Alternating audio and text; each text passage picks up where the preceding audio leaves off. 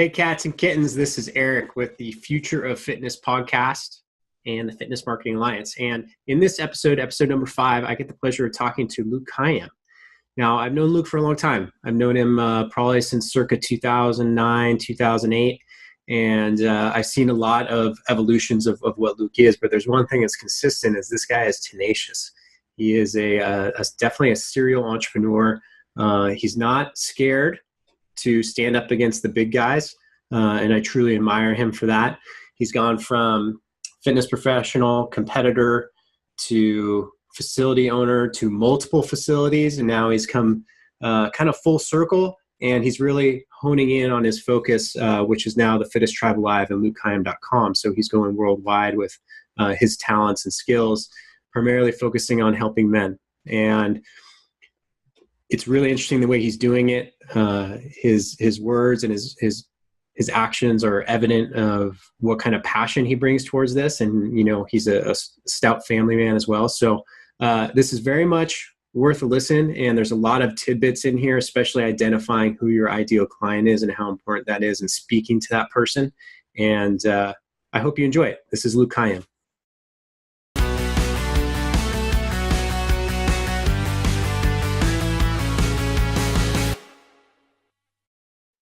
Hey everybody, it's Eric with the Fitness Marketing Alliance, and this morning, or today, I have the pleasure of sitting with Luke Kayyem. So I've known Luke for a long time. I guess we're both OGs in the CrossFit world, and if I could best describe Luke, he is a fellow recovering gym owner. He owned CrossFit Scottsdale in Arizona. He was also part of SickFit, which was a big brand in the CrossFit world.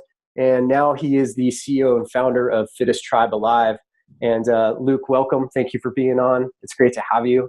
Yeah. And, I think the question I always like to pose to people, because everyone's got a story, is what is your fitness story? Tell us about your personal fitness story. I know it's a big one. So how about let's start with what my fitness journey was this morning. Okay. My wife got up at 4:45 to work with a trainer who was a coach of mine at SickFit for a few years. And, you know, I can't train my wife. Obviously, if you're a husband and you're in fitness, you should know that. Agreed. So my boy Jesse comes over to the house. They got up at 4:45 to rise and grind. And then I joined the space that we've now created in the studio about 45 minutes later with 6 guys who are training for this year's World's Toughest Mudder. So my next endeavor is, I've progressed from CrossFit and weighing about 204, 205 to now being closer to 40 years old and training for endurance and long events. So it's a 24-hour obstacle course race, and it's a third year doing it. We did 55 miles last year, 50 the year before. So this year, the goal is 75 miles in 24 hours. So just excited about that. And again, it's just a fun time to be in the desert in Vegas, going mad for a full day. Awesome. That's a lot of mileage. That is a lot of mileage, man. That's a lot of mileage.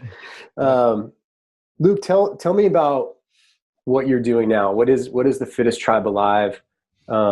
What does it mean to you, and why are you doing it? One of the big reasons I fell in love with functional fitness and creating gyms like we did for so many years was the community.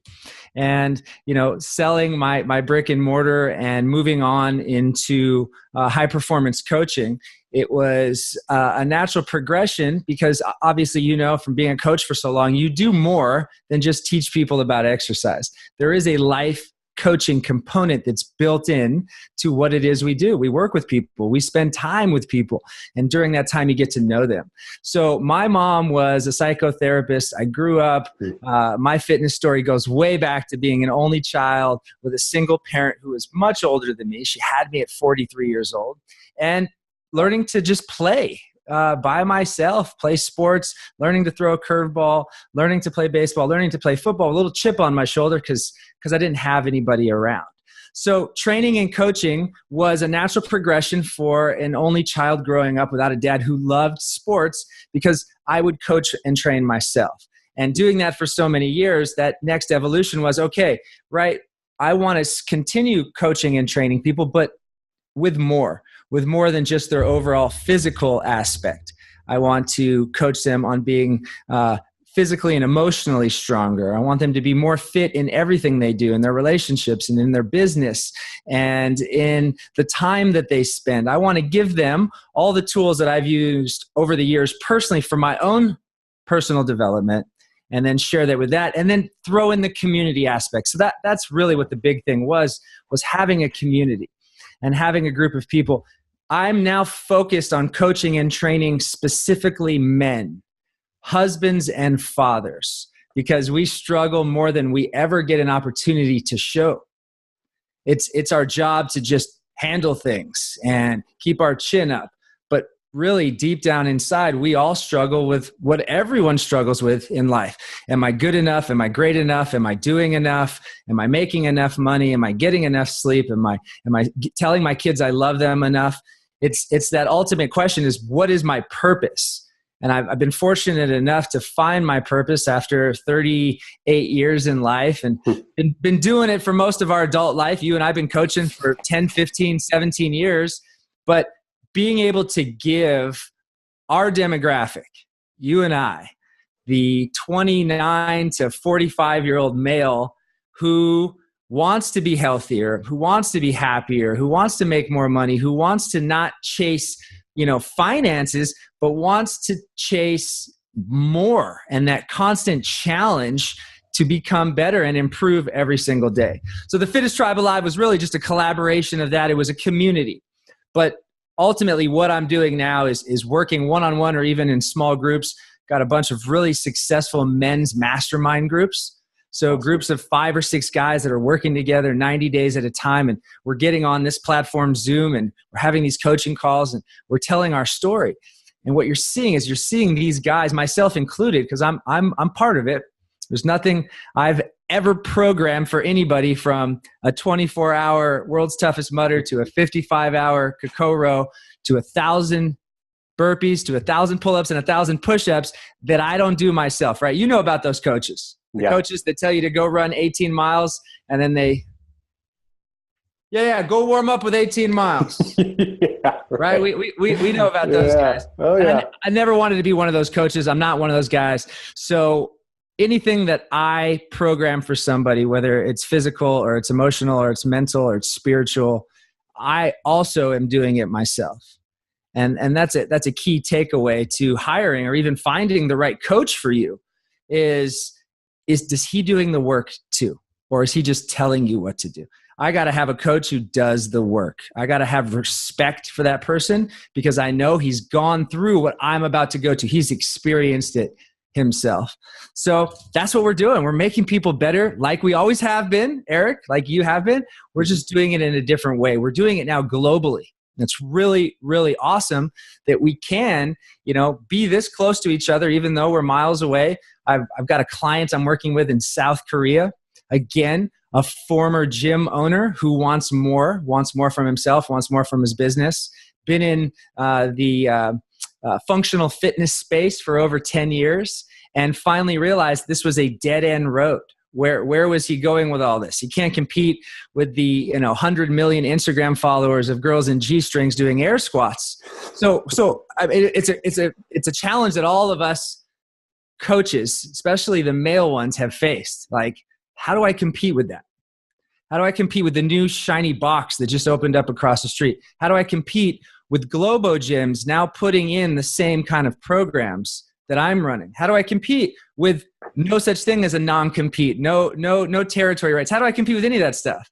And instead of trying to fight it, which I did for a long time, and if you know my story, I stood up to some of the monsters who stand over the community. And I said, you know what, dude, this isn't right. Like, it's not right. But instead of trying to fight that, because what I saw was there was so much negativity, is I said, you know what, I'm gonna sort of rebrand myself. It's always who I've been, but I'm going to rebrand myself. I'm going to say goodbye to the things that I was doing for a long time that I truly loved. And I'm going to just shift. I'm going to pivot. I'm going to redirect. And I'm going to reinvent myself with the same mindset of coaching and teaching people. But I'm going to come back and I'm going to do it completely different. I'm going to do it globally because I want to train people all over the world now. And that's the great part about, having a business in 2017 is you can do it from anywhere. And my first South Korean client who's in this mastermind group, Ed, he's a great guy. You know, he's from New Zealand. So I now have a global contact that I'm working with to where next year we're going to go to New Zealand and we're going to put on a 2-day seminar. And instead of it being just about the air squat, the press, and the deadlift, now we're going to talk about, okay, how do you live a healthy lifestyle? Great, check that box. How do you leave a lasting legacy? What? I'm sorry. What did you say? Yeah. Can we talk about those two things in the same day, in the same sentence? We can't, because we're all gone in 100 years. Like that's how it rolls. Yep. Let's be real. I'm not going to get deep on this, but let's be real. So what we do today is for today, but it's also for tomorrow. And hopefully if we're doing it really well, it's for 100 years from now, because we want to be able to leave. I want to be able to leave a legacy that not only my kids and my grandkids are proud of, but future generations, we're talking 3, 4, 5 generations down the line, are proud of. I got a question for you there, because I want to dig into something, and it's a topic that I've used with some of my coaching clients and me personally. How do you differentiate the two things, especially for men, between the concept of giving up or letting go, right? What's the difference to you? And what's the importance of recognizing the difference? Ooh, that's good. That's a tough question. I've given up before. Giving up is when you just decide that I'm not going to do this anymore. Even though in letting go, you're also going to make that same decision. But in giving up, you almost put your hands up in the air. Whereas letting go might be you putting your hands back behind you and saying, I'm okay with this. Sometimes we give up because we don't know what's going to happen. We don't truly know, and that fear or that worry will stop us. So fear is a big piece behind giving up. But letting go, there's no fear in that.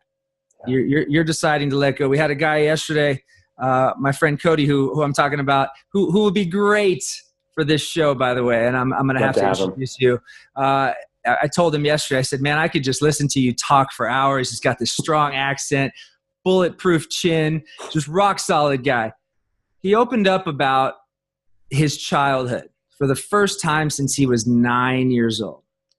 And I'm going to tell the story because he's proud of it. But his dad was a fisherman. And at 9 years old, his dad was walking out the house, and him and his brothers stopped him and tried to not let him go out on this fishing trip because the weather was bad. But this is how his dad made money.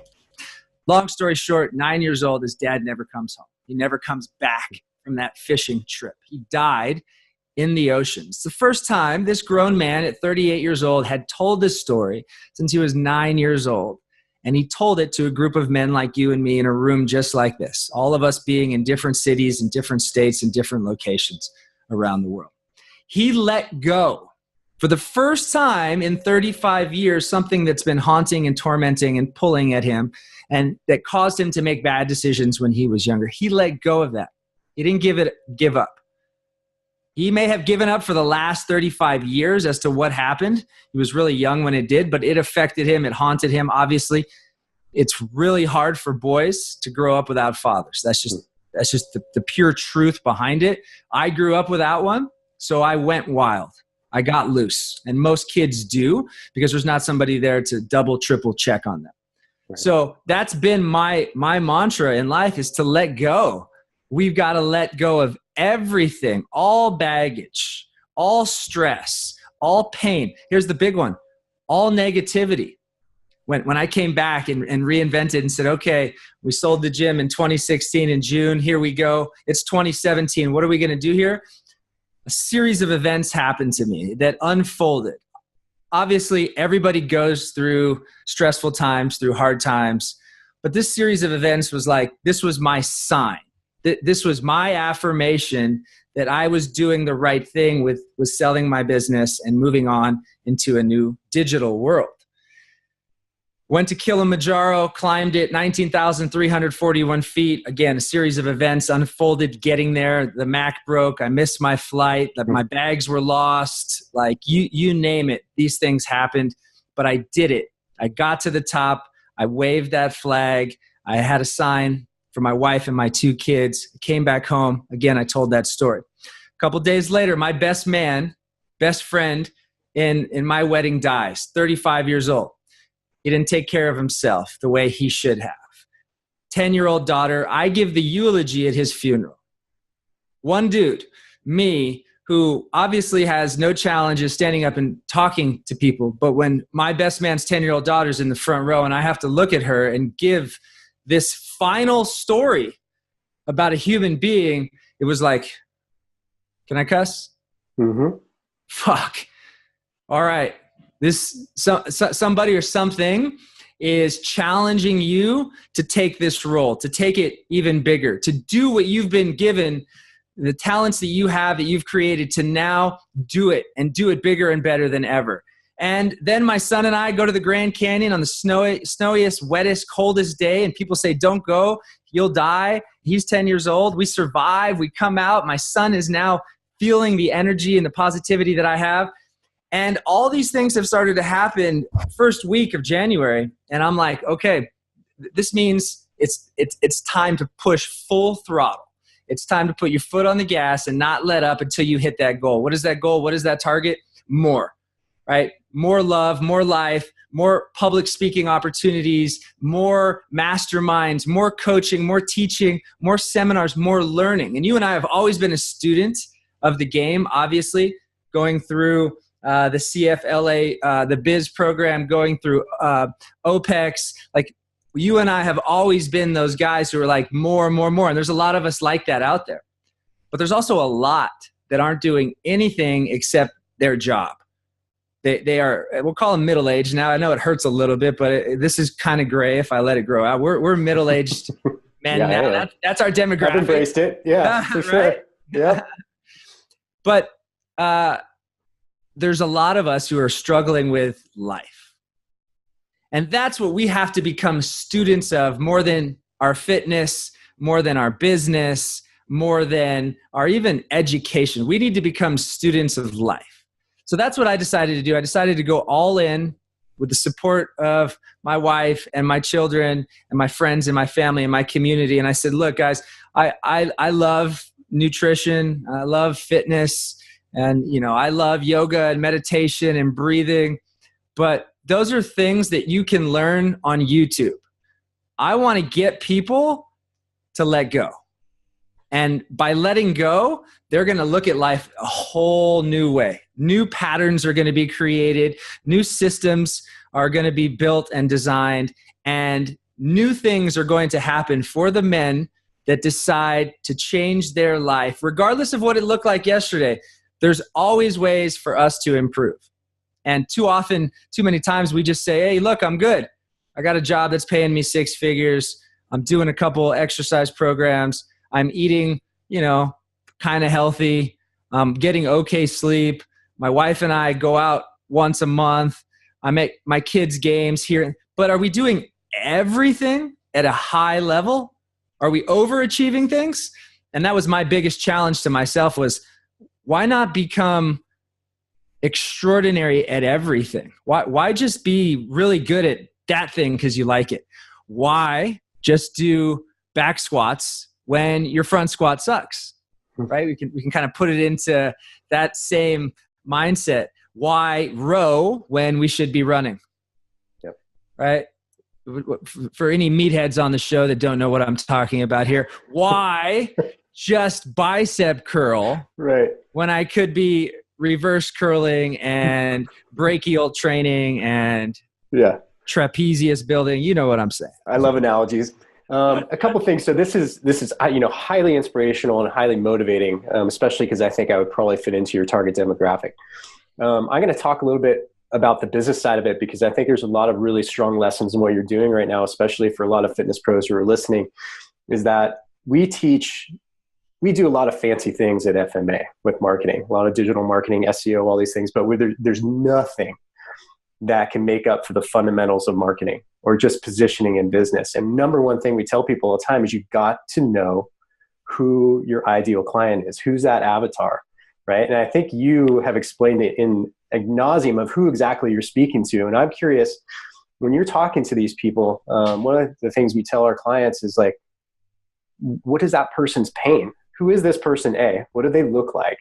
What is their pain? And what, when you're talking to, let's say I'm the avatar possibly, or someone, in my age group, what's that pain? What are you helping them with? So I do things because they've somehow improved my own life, right? Like, I was in the coaching field and I found the sport of fitness. So I got into the sport of fitness, but it started through that coaching realm. Mm-hmm. So for me, I've been faced with the challenges that most of my clients have been faced with, right? Like, how do I spend more quality time with my wife and kids? Well, we got to find out a way to eliminate some things. We got to find out a way for you to possibly have somebody else do this. We can't sacrifice the time with our loved ones for something over here.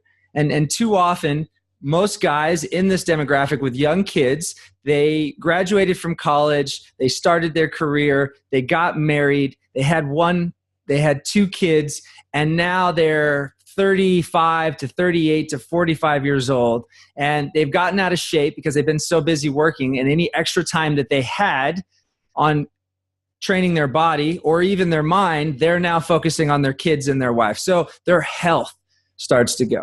And then what we find out is they start to drink or use some kind of other substance to distract them from this overloaded work that they have, to distract them then from the fact that they're not spending quality time with the ones they love most. So their body starts to diminish, plus they start to become an asshole because they're constantly drinking coffee, drinking alcohol, because they're constantly up and down, because they're not sleeping, because they got to go to their kids' soccer practice and they go there for 15 minutes, but because of that, they weren't able to do their work, or they're really not present.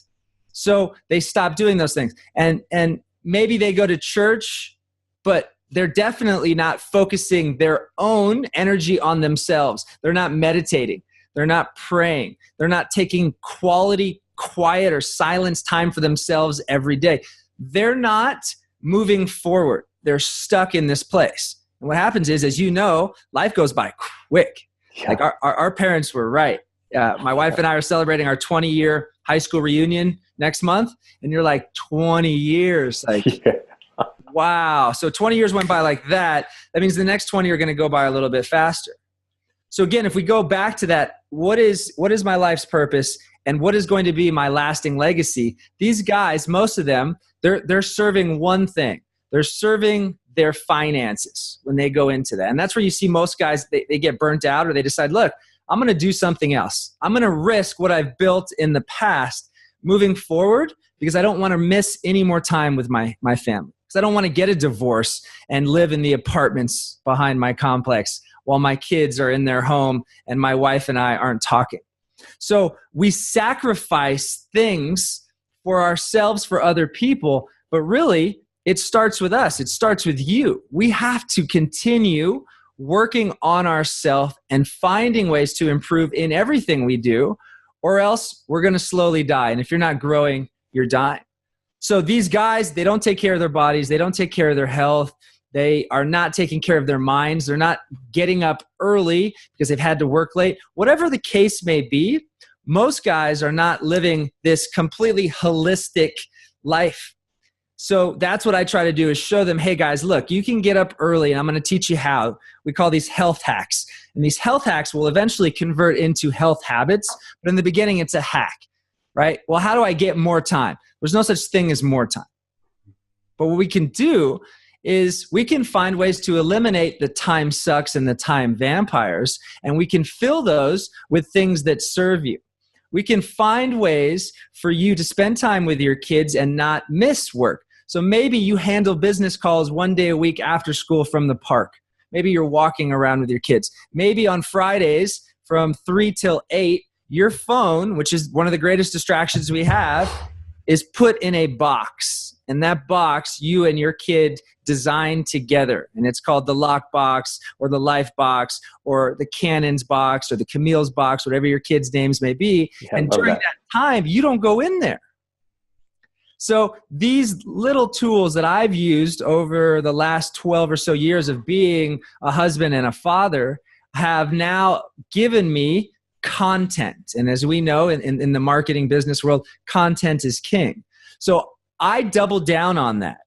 I continue to push content even when my marketing is not on point. And I know that. It's a topic of discussion often when I meet with people who are like, my God, I love what you're doing. How are you going to scale it?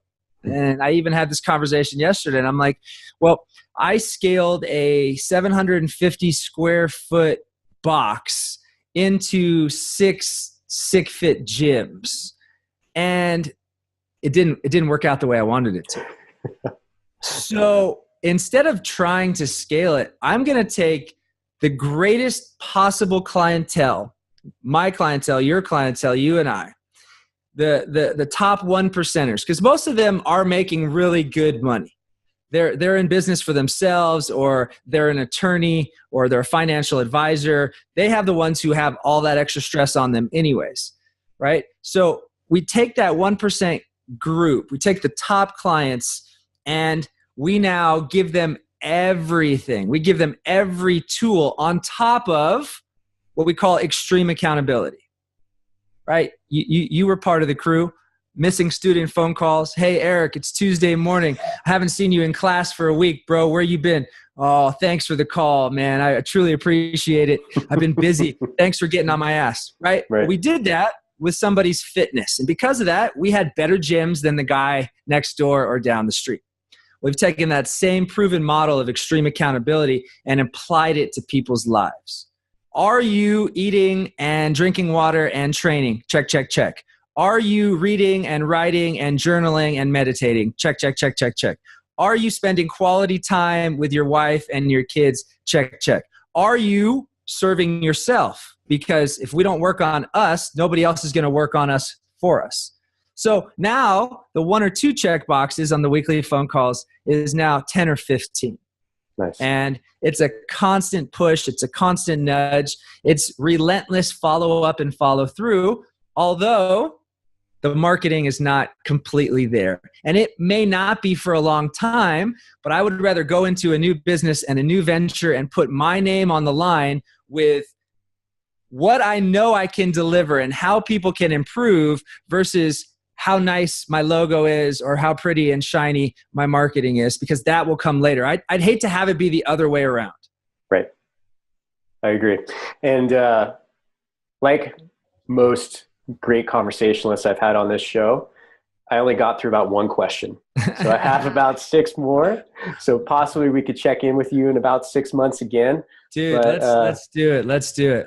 How do people get a hold of you, Luke? How do people find you? I appreciate that. So LukeKayyem.com, LukeKayyem.com, FittestTribeAlive.com. If you're in the North Scottsdale area on Friday mornings at 5:15, you can come to the hood or you can come to the studio and we can do a video like this. We can do a Facebook Live. You can see me on my Facebook or my Instagram, my Twitter. But I'm really dedicated and committed to doing as many Facebook Lives as possible with that same purpose, truly about teaching more people how to live a higher quality of life through purpose and passion and ultimately positivity. Because you and I both know that if I fill your bucket, you're going to fill my bucket. And if my bucket's full, I'm going to fill somebody else's bucket. Before you know it, every encounter that I have, and this was a big one for me because, I was a competitive functional fitness athlete, right? I was the first CrossFit gym in Scottsdale. Ego is the enemy. And some of us had to learn the hard way. But after I reinvented and came back and said, okay, how can I serve people at a higher level? I really started to become humble and vulnerable and say that, what if I could go into every conversation, every relationship, every phone call, every Starbucks, you name it, everything with positivity as the focus. What if I could come in with a smile wherever I go? When I walk in a room, when I answer the phone and I'm not even on a video, like what if I could do that? What if I could wake up my kids and what if I could tell my wife, what if my life became fucking positive, higher than it's ever been, because I simply applied some tools along the way, and I taught more people how to live with positivity. It's the greatest asset we have, but we don't use it. I mean, how simple is this? Like, we don't use it.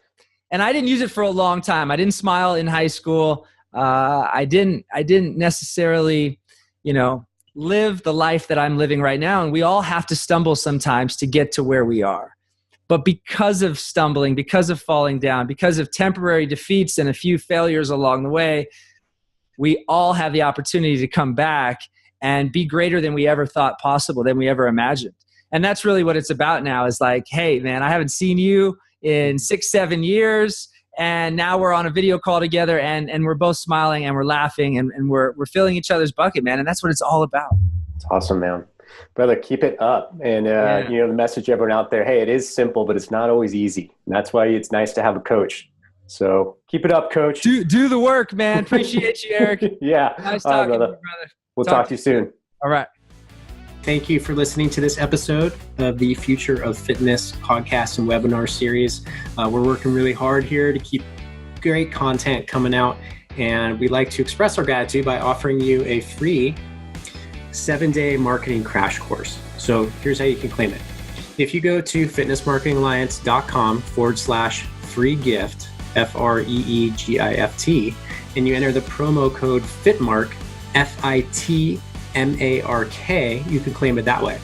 The other way is you can text us. So you can text the phone number 805-619-5550, and you text the word FITMARK, FITMARK. So thank you. Keep listening. Go claim that offer. It's a ton of value. And if you ever want to get a hold of me, or if you have suggestions for guests, topics, or anything else, or if you just want to ask me questions, I always respond. You can reach me at Eric, ERIC, at fitnessmarketingalliance.com. And keep listening. We have a lot more coming down the pipe, and we'll make sure that we're keeping the value great for you guys. And farewell till next time.